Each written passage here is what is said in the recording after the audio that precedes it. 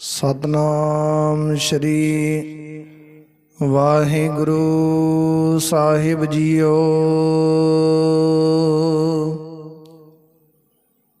जैसा सतगुरु सुनींदा तैसो ही मैं डीठा। बिछड़िया मिलै प्रभु हर दरगह का वसीठ। सतगुर आयो शरण तुहारी मिलै सुख नाम हर सूबा। चिंता लाए हमारी मैं मूर्ख की केतक बात है। कोट बरादी तरियारे गुर नानक जिन सुनिया पेखिया। से फिर गरभास नाम परियारे गुरु नानक जिन सुनिया पेखिया। से फिर गरभास नाम परियारे।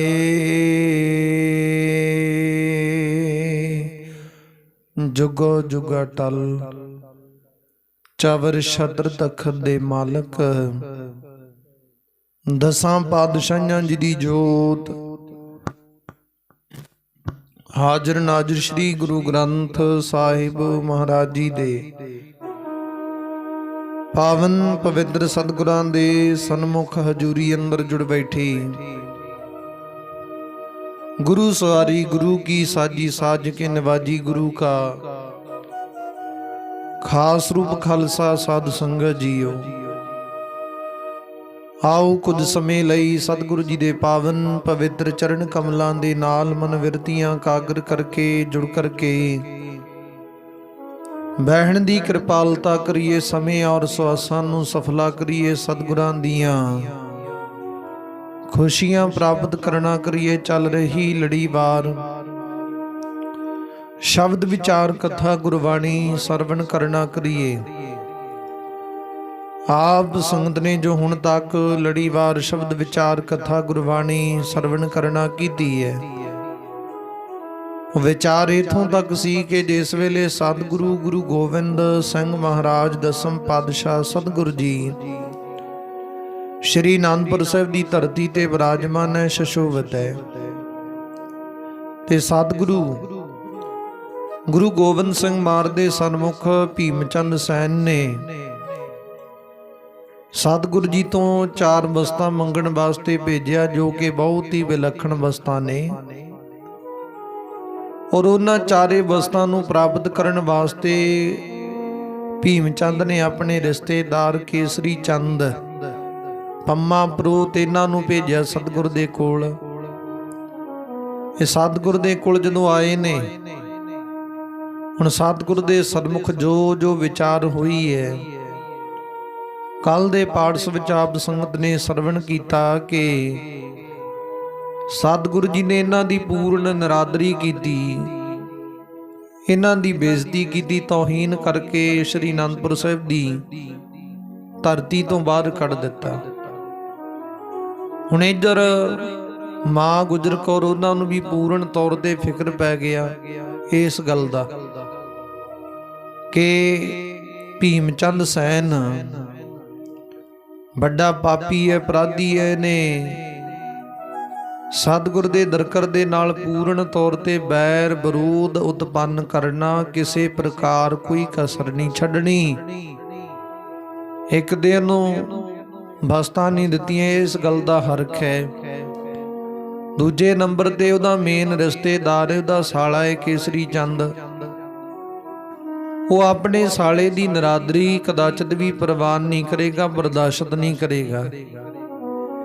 बड़ी फौज लिया के श्री आनंदपुर साहिब की धरती ते घेरा पा के बड़ा जंग मचावेगा, युद्ध करेगा। इस करके हुण बहुत बड़ा बखेड़ा शुरू हो जाना। मां गुजर कौर ने आके अपने पुत्र श्री गुरु गोविंद सिंह महाराज जी नूं समझाया। सतगुरु जी नूं आखण लगे, कहंदे अपने मसंदा दा कुछ क मसंदा दा विचार है ਇਹ ਗੱਲ ਸਹੀ ਹੈ। ਤੁਸੀਂ ਇਦਾਂ ਕਰੋ, ਆਪਣੇ ਵੱਲੋਂ ਕੁਝ ਸਿੱਖ ਭੇਜੋ ਭੀਮ ਚੰਦ ਸੈਨ ਕੋਲ, ਉਹਨੂੰ ਜਾ ਕੇ ਮੁਆਫੀ ਮੰਗੋ। ਇਸ ਗੱਲ ਦੀ ਤੋਹੀਨ ਕੀਤੀ ਦੀ, ਬੇਇੱਜ਼ਤੀ ਕੀਤੀ ਦੀ ਮੁਆਫੀ ਮੰਗ ਲਓ। ਕਿਸੇ ਪ੍ਰਕਾਰ ਕੋਈ ਕਾਰਜ ਵਿਗੜੇਗਾ ਨਹੀਂ, ਉਹ ਸਾਨੂੰ ਮਾਫ ਕਰ ਦੇਣਗੇ। ਨਹੀਂ ਤਾਂ ਉਹ ਵੱਡਾ ਜੰਗ ਮਚਾ ਕੇ ਸਾਨੂੰ ਇਥੋਂ ਘਰੋਂ ਬੇਘਰ ਕਰ ਦੇਣਗੇ, ਸ਼੍ਰੀ ਅਨੰਦਪੁਰ ਸਾਹਿਬ ਦੀ ਧਰਤੀ ਤੋਂ ਕੱਢ ਦੇਵਣਗੇ, ਬਸਣ ਨਹੀਂ ਦੇਣਗੇ। ਏਦਾਂ ਕਰਕੇ ਮਾਂ ਗੁਜਰ ਕੌਰ ਸ਼੍ਰੀ ਗੁਰੂ ਗੋਬਿੰਦ ਸਿੰਘ ਮਹਾਰਾਜ ਨੂੰ ਇਹ ਬਚਨ ਕਹਿਣ ਲੱਗੇ ਨੇ ਤੇ ਸਤਿਗੁਰੂ ਜੀ ਨੇ ਆਖ ਦਿੱਤਾ, ਮਾਂ ਤੁਹਾਨੂੰ ਕੁਝ ਨਹੀਂ ਹੋਣ ਦੇਵਾਂਗੇ, ਇੱਥੇ ਹੀ ਬਸਾਂਗੇ, ਲੰਮੇ ਸਮੇਂ ਤੱਕ ਇੱਥੇ ਹੀ ਕਾਰਜ ਕਰਾਂਗੇ, ਕਿਸੇ ਪ੍ਰਕਾਰ ਕੋਈ ਵਿਘਨ ਨਹੀਂ ਪਵੇਗਾ। ਏਦਾਂ ਧੀਰਜ ਦਿੱਤਾ ਗੁਰੂ ਗੋਬਿੰਦ ਸਿੰਘ ਮਹਾਰਾਜ ਨੇ। ਹੁਣ ਇਥੋਂ ਉਹ ਜਿਹੜਾ ਕੇਸਰੀ ਚੰਦ ਹੈ ਔਰ ਪੰਮਾ ਪ੍ਰੋਤ ਤੇ ਚੱਲਦੇ ਆਪਣੀ ਫੌਜ ਦੇ ਨਾਲ ਉਹ ਬਿਲਾਸਪੁਰ ਦੀ ਧਰਤੀ ਤੇ ਪਹੁੰਚੇ ਨੇ, ਜਿੱਥੇ ਭੀਮ ਚੰਦ ਮੌਜੂਦ ਹੈ। ਹੁਣ ਭੀਮ ਚੰਦ ਨੂੰ ਪਤਾ ਲੱਗਿਆ ਪੰਮਾ ਪ੍ਰੋਤ ਕੇਸਰੀ ਚੰਦ ਸਤਿਗੁਰ ਦੇ ਕੋਲ ਵਾਪਸ ਆਏ ਨੇ, ਮੁੜੇ ਆਏ ਨੇ। ਇਹ ਮਨ ਵਿੱਚ ਸੋਚਦਾ ਕਿ ਸਤਿਗੁਰੂ ਜੀ ਤੋਂ ਵਸਤਾਂ ਲੈ ਕੇ ਆਏ ਹੋਣੇ ਆ, ਸਤਿਗੁਰ ਤੋਂ ਵਸਤਾਂ ਪ੍ਰਾਪਤ ਕਰਕੇ ਮੁੜ ਕੇ ਆਏ ਨੇ। ਮਨ ਵਿੱਚ ਚਾਹਤ ਲਾਈ ਬੈਠਾ। ਉਸ ਵੇਲੇ ਗੁਰੂ ਪਿਆਰਿਓ ਭੀਮ ਚੰਦ ਬੜਾ ਖੁਸ਼ ਹੈ, ਪਰ ਇਹਨੂੰ ਇਹ ਨਹੀਂ ਪਤਾ ਪੰਮਾ ਪ੍ਰੋਤ ਕੇਸਰੀ ਚੰਦ ਦਾ ਪੂਰਨ ਤੌਰ ਤੇ ਨਰਾਦਰੀ ਕੀਤੀ, ਤੋਹੀਨ ਕੀਤੀ, ਬੇਇੱਜ਼ਤੀ ਕਰਕੇ ਸ਼੍ਰੀ ਅਨੰਦਪੁਰ ਸਾਹਿਬ ਦੀ ਧਰਤੀ ਤੋਂ ਇਹਨਾਂ ਦੀ ਦੁਰਦਸ਼ਾ ਕਰਕੇ ਭੇਜ ਦਿੱਤਾ, ਕੱਢ ਦਿੱਤਾ ਇਹਨਾਂ ਨੂੰ। ਇਹ ਨਹੀਂ ਪਤਾ ਭੀਮ ਚੰਦ ਸੈਨ ਨੂੰ। ਉਸ ਵੇਲੇ ਗੁਰੂ ਪਿਆਰਿਓ ਜਦੋਂ ਭੀਮ ਚੰਦ ਸੈਨ ਦੇ ਸਨਮੁਖ ਭਰੇ ਦਰਬਾਰ ਦੇ ਵਿੱਚ ਕੇਸਰੀ ਚੰਦ ਪੰਮਾ ਪ੍ਰੋਤ ਪਹੁੰਚੇ, ਦੋਨੋਂ ਜਣੇ ਮਨ ਦੇ ਵਿੱਚ ਸ਼ਰਮਿੰਦਗੀ ਹੈ, ਅੱਖਾਂ ਨੀਵੀਆਂ ਕੀਤੀਆਂ, ਧੌਣ ਸੁੱਟੀ ਆ ਥੱਲੇ ਨੂੰ, ਤੇ ਮਨ ਦੇ ਵਿੱਚ ਬਹੁਤ ਕ੍ਰੋਧ ਹੈ, ਬੜਾ ਗੁੱਸਾ ਹੈ ਸਤਿਗੁਰ ਦੇ ਪ੍ਰਤੀ। ਉਸ ਵੇਲੇ ਗੱਲਾਂ ਕਹਿ ਰਹੇ ਨੇ ਆਪਸ ਦੇ ਵਿੱਚ ਦੋਨੋਂ ਜਾਣੇ ਕਿ ਸਤਿਗੁਰੂ ਗੁਰੂ ਗੋਬਿੰਦ ਸਿੰਘ ਮਹਾਰਾਜ ਦੇ ਬਾਰੇ ਤੇ ਇਦਾਂ ਸੁਣਿਆ ਸੀ, ਸਤਿਗੁਰੂ ਜੀ ਇਦਾਂ ਦੇ ਨੇ, ਉਹਨਾਂ ਨੇ ਸਾਡੇ ਨਾਲ ਮਾੜਾ ਵਿਵਹਾਰ ਕੀਤਾ, ਮਾੜੀ ਵਿਚਾਰ ਕੀਤੀ, ਇਹ ਨਹੀਂ ਕਰਨੀ ਚਾਹੀਦੀ ਸੀ। ਆਪਸ ਦੇ ਵਿੱਚ ਦੋਨੋਂ ਜਣੇ ਇਦਾਂ ਵਿਚਾਰਾਂ ਪੇ ਕਰਦੇ ਨੇ। ਦੋਨੋਂ ਜਣੇ ਇਦਾਂ ਗੱਲਾਂ ਕਰਦੇ ਕਰਦੇ ਉਹ ਭੀਮ ਚੰਦ ਸੈਨ ਦੀ ਕਚਹਿਰੀ ਵਿੱਚ ਪਹੁੰਚ ਗਏ, ਜਿੱਥੇ ਵੱਡੀ ਸਭਾ ਸਜੀ ਹੈ, ਵੱਡੇ ਵੱਡੇ ਅਹੁਦੇਦਾਰ ਬੈਠੇ ਨੇ, ਵੱਡੇ ਵੱਡੇ ਭੀਮ ਚੰਦ ਦੇ ਜਿਹੜੇ ਫੌਜ ਦੇ ਕਮਾਂਡਰ ਨੇ, ਮੰਤਰੀ ਸੰਤਰੀ ਬੈਠੇ ਨੇ। ਤੇ ਭੀਮ ਚੰਦ ਦੀ ਕਚਹਿਰੀ ਵਿੱਚ ਪਹੁੰਚ ਕੇ ਰਾਜਾ ਕੇਸਰੀ ਚੰਦ ਨੇ ਯਕਦਮ ਆਪਣੇ ਸਿਰ ਤੋਂ ਪੱਗ ਲਾ ਕੇ ਧਰਤੀ ਤੇ ਸੁੱਟ ਦਿੱਤੀ ਪਟਕਾ ਕੇ। ਤੇ ਸਭ ਕੁਝ ਭੀਮ ਚੰਦ ਦੇਖ ਕੇ ਬੜਾ ਹੈਰਾਨ ਹੋਇਆ। ਕਹਿੰਦੇ ਕੀ ਕੀਤਾ? ਪੱਗ ਲਾ ਦਿੱਤੀ, ਆਪਣੀ ਦਸਤਾਰ ਲਾ ਦਿੱਤੀ ਹੈ, ਇਹ ਕਿਉਂ ਲਾਈ ਹੈ? ਉਸ ਵਕਤ ਤੋਂ ਕੁਝ ਕਹਿ ਨਹੀਂ ਸਕਿਆ ਭੀਮ ਚੰਦ ਸੈਨ ਦੇ ਅੱਗੇ ਕੇਸਰੀ ਚੰਦ ਰਾਜਾ। ਉਸ ਵਕਤ ਭਰੀਆਂ ਅੱਖਾਂ ਦੇ ਨਾਲ ਰੋਣ ਲੱਗਿਆ, ਮਨ ਦੇ ਵਿੱਚੋਂ ਬੇਅੰਤ ਗੁੱਸਾ ਕ੍ਰੋਧ ਪ੍ਰਗਟ ਕਰਕੇ ਰੋ ਕੇ ਪੰਮਾ ਪ੍ਰੋਤ ਸਮੇਤ ਸਾਰੀ ਵਿਚਾਰ ਦੱਸਣ ਲੱਗਿਆ। ਕਹਿੰਦਾ ਤੁਸੀਂ ਸਤਿਗੁਰੂ ਜੀ ਤੋਂ ਆਸ ਰੱਖਦੇ ਵਸਤਾਂ ਮੰਗਣ ਦੀ, ਉਹ ਵਸਤਾਂ ਨਹੀਂ ਦਿੰਦੇ, ਉਹਨਾਂ ਨੇ ਨਹੀਂ ਵਸਤਾਂ ਦੇਣੀਆਂ, ਜਿੰਨਾ ਮਰਜ਼ੀ ਜ਼ੋਰ ਲਾ ਲਓ। ਤੁਸੀਂ ਤੇ ਵਸਤਾਂ ਮੰਗਦੇ ਸੀ, ਨਹੀਂ ਮਿਲਣੀਆਂ। ਉਹ ਬਹੁਤ ਜ਼ਿਆਦਾ ਗੁੱਸੇ ਦੇ ਵਿੱਚ ਕ੍ਰੋਧੀ ਹੋ ਚੁੱਕੇ ਨੇ, ਵੱਡੀ ਫੌਜ ਲੈ ਕੇ ਤੁਹਾਨੂੰ ਵੀ ਨਹੀਂ ਉਹਨਾਂ ਨੇ ਰਹਿਣ ਦੇਣਾ। ਸਮਾਂ ਪਾ ਕੇ ਸਤਿਗੁਰੂ ਜੀ ਦਾ ਇਦਾਂ ਦੀ ਵਿਚਾਰ ਬਣਾਉਂਦੇ ਫਿਰਦੇ ਆ, ਇਹਨਾਂ ਦਾ ਪਲਾਨ ਬਣਾਉਂਦੇ ਫਿਰਦੇ ਗੁਰੂ ਗੋਬਿੰਦ ਸਿੰਘ ਮਹਾਰਾਜ। ਤੁਸੀਂ ਵਸਤਾਂ ਮੰਗਦੇ ਸਤਿਗੁਰੂ ਤੋਂ, ਤੁਹਾਨੂੰ ਵੀ ਇੱਥੇ ਬਿਲਾਸਪੁਰ ਦੇ ਵਿੱਚ ਰਹਿਣ ਨਹੀਂ ਦੇਣਾ ਉਹਨਾਂ ਨੇ। ਇਹ ਵਸਤਾਂ ਦੀ ਆਸ ਰੱਖੀ ਬੈਠੇ ਹੋ। ਉਸ ਵੇਲੇ ਭੀਮ ਚੰਦ ਸੈਨ ਬੜਾ ਹੈਰਾਨ ਹੋਇਆ। ਕਹਿੰਦਾ ਜੋ ਗੱਲ ਹੈ ਤੁਸੀਂ ਖੁੱਲ੍ਹ ਕੇ ਦੱਸੋ, ਕੀ ਬਣਿਆ ਉੱਥੇ, ਕੀ ਗੱਲਾਂ ਹੋਈਆਂ, ਵਸਤਾਂ ਦਿੱਤੀਆਂ ਜਾਂ ਨਹੀਂ ਦਿੱਤੀਆਂ, ਕੀ ਵਿਚਾਰ ਬਣੀ, ਗੁਰੂ ਸਤਿਗੁਰੂ ਨੇ ਕੀ ਕਿਹਾ, ਤੁਸੀਂ ਕੀ ਕਿਹਾ, ਆਪਸ ਦੇ ਵਿੱਚ ਕੀ ਵਰਤਾਲਾਪ ਹੋਈ ਹੈ, ਦੱਸੋ, ਸਾਰੀ ਵਾਰਤਾ ਖੋਲ ਕੇ ਦੱਸੋ। ਉਸ ਵੇਲੇ ਪੰਮਾ ਪ੍ਰੋਤ ਦੱਸਣ ਲੱਗਾ, ਕਹਿਣ ਲੱਗਾ ਭੀਮ ਚੰਦ ਸੈਨ ਜੀ ਹੈ ਰਾਜਨ ਜੀ, ਕਹਿੰਦੇ ਤੁਹਾਡੇ ਕਹਿਣ ਮੁਤਾਬਕ ਅਸੀਂ ਗੁਰੂ ਗੋਬਿੰਦ ਸਿੰਘ ਮਹਾਰਾਜ ਦੇ ਸਨਮੁਖ ਪਹੁੰਚੇ ਤੇ ਕਹਿੰਦੇ ਜਦੋਂ ਗਏ ਉਹਨਾਂ ਨੇ ਬਹੁਤ ਸਾਡਾ ਸਤਿਕਾਰ ਕੀਤਾ, ਰਸਤਾਂ ਬਸਤਾਂ ਦਿੱਤੀਆਂ, ਜਲ ਪਾਣੀ ਛਕਾਇਆ, ਘੋੜਿਆਂ ਨੂੰ ਜੋ ਜੋ ਵਸਤ ਚਾਹੀਦੀ ਸੀ ਉਹ ਵਸਤ ਪ੍ਰਦਾਨ ਕੀਤੀ। ਪਰ ਕਹਿੰਦੇ ਜਦੋਂ ਸਮਾਂ ਬਤੀਤ ਹੋਇਆ, ਅਸੀਂ ਸਤਿਗੁਰੂ ਜੀ ਦੇ ਕੋਲ ਜਾ ਕੇ ਆਪਣੀ ਬੇਨਤੀ ਅਰਜ ਰੱਖੀ। ਸਤਿਗੁਰੂ ਜੀ ਨੂੰ ਉਹ ਜਿਹੜੀਆਂ ਵਸਤਾਂ ਸਨ, 4 ਵਿਲੱਖਣ ਵਸਤਾਂ ਪ੍ਰਾਪਤ ਕਰਨ ਵਾਸਤੇ ਬੇਨਤੀ ਕੀਤੀ ਤੇ ਸਤਿਗੁਰੂ ਗੁਰੂ ਗੋਬਿੰਦ ਸਿੰਘ ਮਹਾਰਾਜ ਜੀ ਚੁੱਪ ਬੈਠੇ ਰਹੇ ਕੁਝ ਸਮਾਂ ਤੱਕ। ਮੌਨ ਧਾਰ ਲਿਆ ਉਹਨਾਂ ਨੇ, ਇਹ ਕਹਿ ਲਓ। ਤੇ ਸਤਿਗੁਰੂ ਜੀ ਚੁੱਪ ਬੈਠੇ ਰਹੇ। ਉਹਨਾਂ ਨੇ ਵਸਤਾਂ ਦੇਣ ਬਾਰੇ ਨਾ ਤੇ ਹਾਂ ਕੀਤੀ ਤੇ ਨਾ ਹੀ ਨਾ ਕੀਤੀ, ਚੁੱਪ ਬੈਠੇ ਰਹੇ। ਉਸ ਵੇਲੇ ਪੰਮਾ ਪ੍ਰੋਤ ਕਹਿੰਦੇ ਤੁਹਾਡੀ ਕਹਿਣ ਦੇ ਮੁਤਾਬਕ, ਕਹਿੰਦੇ ਫਿਰ ਮੈਂ ਵਿੱਚ ਦੀ ਹੋ ਕੇ ਸਤਿਗੁਰੂ ਜੀ ਨੂੰ ਬੇਨਤੀ ਕੀਤੀ, ਗੁਰੂ ਸਾਹਿਬ ਜੀ ਜੇਕਰ ਤੁਸੀਂ ਵਸਤਾਂ ਦਿੰਦੇ ਹੋ ਤਾਂ ਤੁਹਾਡੇ ਸਤਿਕਾਰ ਵਜੋਂ ਅਸੀਂ 4000 ਰੁਪਈਆ ਉਹ ਵਸਤਾਂ ਦੇ ਨਾਲ ਮੋੜ ਕੇ ਜਾਵਾਂਗੇ, ਦੇ ਕੇ ਜਾਵਾਂਗੇ, ਨਾਲੇ ਵਸਤਾਂ ਦੇ ਜਾਾਂਗੇ ਨਾਲੇ ਮੋੜ ਜਾਾਂਗੇ।